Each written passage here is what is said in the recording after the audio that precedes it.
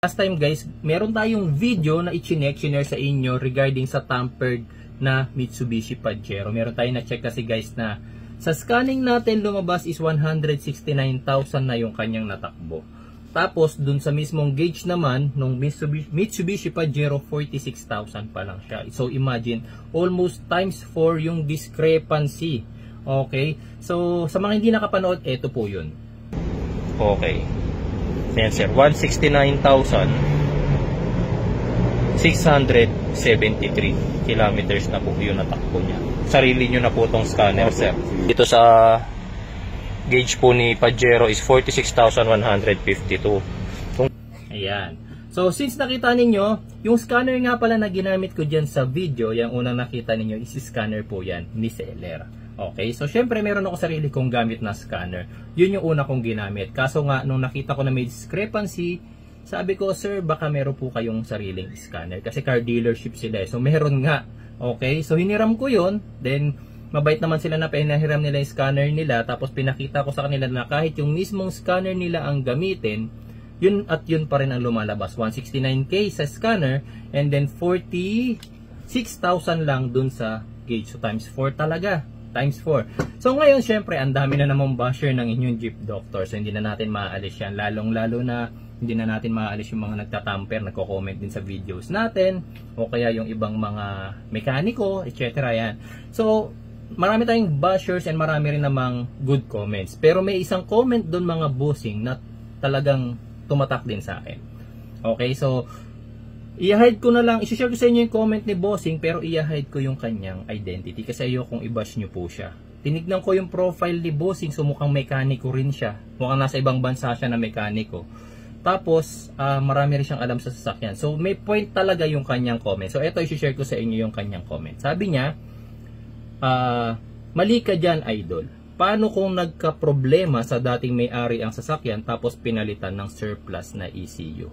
Madami po possibility kung bakit hindi nagmamatch. Maaaring tama ang nasa cluster, nagpalit lang na segunda mano na ECU kaya magkaiba ng milyahe. Okay, so itong point na itong mga bossing is tama naman po siya. Hindi ako makikipagtalo, tama po yung point niya. May mga sasakyan mga boss na kapag nagpalit ng ECU hindi na nagmamatch sa sasakyan, yung sa scanner tsaka sa cluster gauge. Totoo naman yun.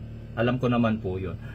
Pero, ang naging maling punto kasi ni sir dito, hindi niya yata pinanood ng buong video. Kasi ako mga bossing, ilang taon na ba akong nag-checking ng mga second hand car? Siguro almost 2 years na.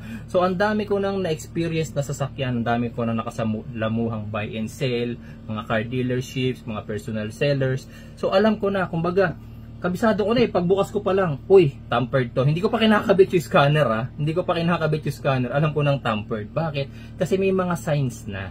May mga signs na. So kapag kinabit ko pa yung scanner, lalo tuloy na justify yung thoughts ko o yung hinala ko na tampered yung sasakyan. So ito, papakita ko sa inyo. Kayo mismo i-judge nyo after this video kung tama ba ako na tampered yung Pajero o hindi. Okay?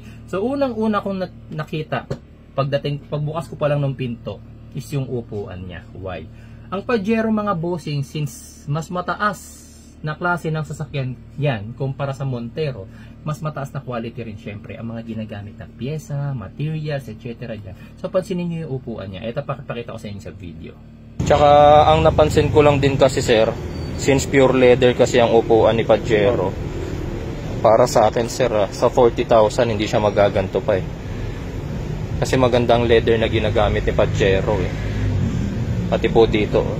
So nakita niyo yung upuan niya guys. Para sa isang 46,000 kilometers ng Pajero imposibleng gumanyan ang upuan niya. Bakit? Meron nga ako na-check guys 80,000 plus na Montero Montero GLS Premium naka leather seat din yon. Pero mas maganda pa yung upuan ng Montero na naka 86,000 mileage kaysa dun sa Pajero na 46,000 kilometers pa lang ang natatakbo. Unang sign niya na tinignan ko. Pangalawa mga bossing, yung gulong. Ito, panoorin nyo. Yung pati sir yung gulong. Sa 40,000 sir kasi dapat 2017 pa rin yung gulong nito. Kaso 2022 na po siya So napalitan na kaagad sa 40,000 mileage, hindi pa mapakakalbo ang Bridgestone Unless, ang reason ni owner kaya niya pinalitan, expired na. Kasi kung 2017, 2024 ngayon, 7 years na yung gulong niya. Pero makapal pa po yun sir, 40,000. Pagdating sa gulong mga bossing, eto, lagi kong tinitingnan syempre year model ng sasakyan. Mileage niya. Kung sa 46,000 mga bossing, maniniwala ba kayo na ang 46,000 na Mitsubishi Pajero makakapudpod ng gulong? Syempre hindi.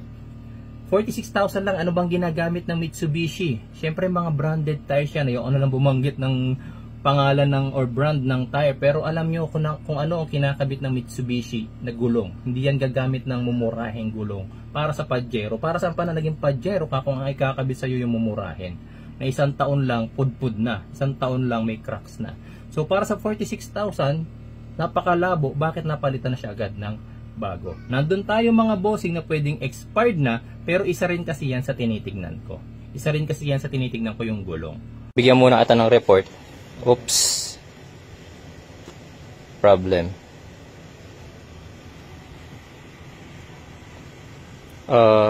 Bibigyan sana ata ng report kaso unang lumabas agad sa atin sir. Nakikita mo siya? 184,875 kilometers. Oh. Meron tayo rito 64,215. Ang laki. Siyempre since yung driver side nga ang hindi nawawala ng pasahero, siyempre minsan ako rin minsan nakasandal ang kamay ko ng ganun sa sidings ng upuan. Ay ng pinto. So, syempre, siguro, kayo iisipin nyo, para sa 46,000, Pajero ka, bakit nag-fade ka na ng ganon? Diba? Ba't ka nag-fade ng ganon? Hindi ko na nga lang nasama sa video yung mga parts na, obviously, repainted yung Pajero, pero hindi ko na yun isinama. Kasi syempre, minsan naman kasi may instances na kaya na-repaint, maraming scratches, may konting sagi, pininturahan para maging presentable, so hindi natin pwede kasi maging basehan yung repaint kasi may mga bagong sasakyan na nare-repaint din talaga kasi nga pagka marami ng scratch, etc. etc. Okay? So, tapos syempre marami pa akong mga tinitignan, yung manibela, kung masyado nang nagbababak yung leather o kaya kung minsan may mga wooden pa lalo na sa mga Fortuner.